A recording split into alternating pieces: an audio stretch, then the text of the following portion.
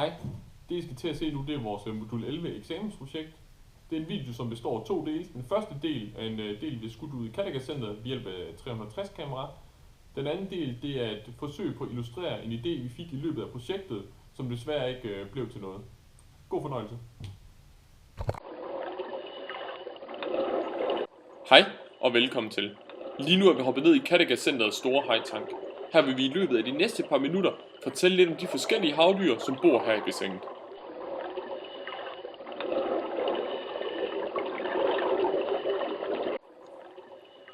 Hvis du kigger lige ud, kan du se en af akvariets store nøsehajer svømme hen imod dig. Ser du nærmere, vil du lægge mærke til, at hajen ikke har nogen synlige tænder. Det skyldes nøsehajens særlige måde at jage på. De to kraftige skægtråde foran munden bruges til at lede efter bløddyr, krebsdyr og fisk på havbunden. Nøsehajen fanges i byttet ved at suge det ind i munden. Kigger du længere ned på hajen, kan du se hajens kønsorganer. Det ligner to aflange rør og viser, at denne haj er en han. Havde hajen derimod ikke haft nogen synlige kendetegn, viser det, at hajen er en hun.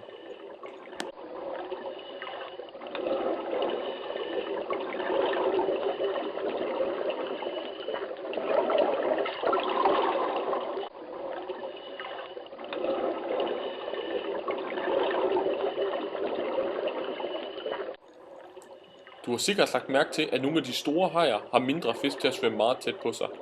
Disse fisk kaldes for følgefisk. Det er ikke fordi, at følgefisken og hajen er gode venner. Fisken udnytter hajen som beskyttelse.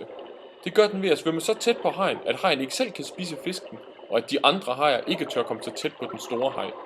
Nogle følgefisk har en krog om i nakken, så de bruger til at sætte sig fast oven på hovedet af hajen. På den måde er følgefisken sikker på, at den er i sikkerhed.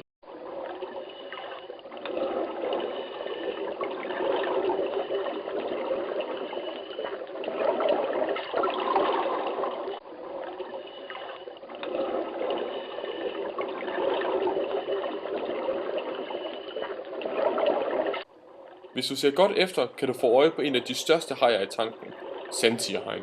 Sandtigerhajen svømmer meget langsomt i forhold til alle de andre hajer. Det skyldes den særlige måde at jage på.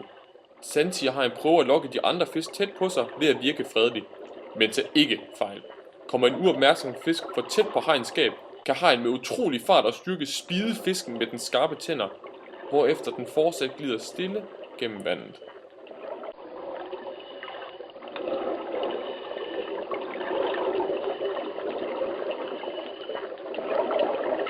Skulle en haj miste et tand under et angreb, spiller det ingen rolle.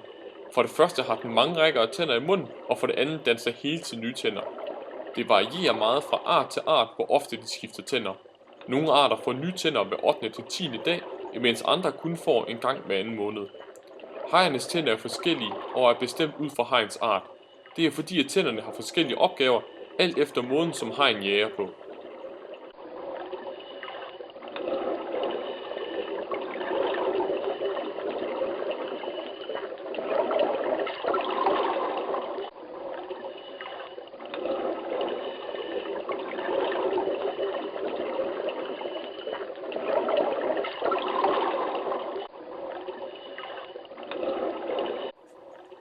Hajers skelet er lavet af brusk. Brusk er et meget stærkt materiale, der samtidig er smidig. Prøv for eksempel at røre ved jeres næse, som hovedsageligt består af brusk. Fordelen ved at have et bruskskelet er, at det ikke vejer ret meget og giver hajen en fordel i jagten på bytte. Hajen svømmer ved at bevæge sig i bølgelignende bevægelser. Det starter med hovedet skubbet svagt fra side til side, hvorefter bevægelserne bliver kraftigere og kraftigere ned langs hajens krop. Til sidst er det hajens hale, der bevæger sig mest fra side til side. Hvad laver du, Thomas? Jeg sidder lige og kigger på hajer. Nå, kan du vise mig, hvordan du kigger på hajerne? Jamen det kan jeg godt. Jeg har de her tre forskellige kameraer, der filmer tre forskellige vinkler nede i det her hajbassin. Og så kan jeg selv vælge mellem skærmene, hvad for nogle hajer jeg vil se, og hvornår jeg vil det. Så det er ret fedt. Hvorfor er det vigtigt for dig, at du selv kan vælge?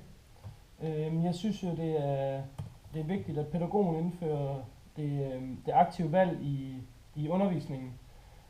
Og på den her måde, der kan jeg jo som sagt selv bestemme, hvad det er, jeg vil kigge på, og det motiverer i hvert fald mig helt vildt meget. Hvad tænker du om den måde at undervise på? Jamen, altså, jeg synes virkelig, det det er godt, at vores pædagog indfører nogle alternative læringsformer i vores undervisning. Også fordi, at her sidst på dagen, der er vi ved at være ret møre, så i stedet for at sidde og lave en masse dansk lektier og sådan noget, så det er en ret fed måde at blive undervist på.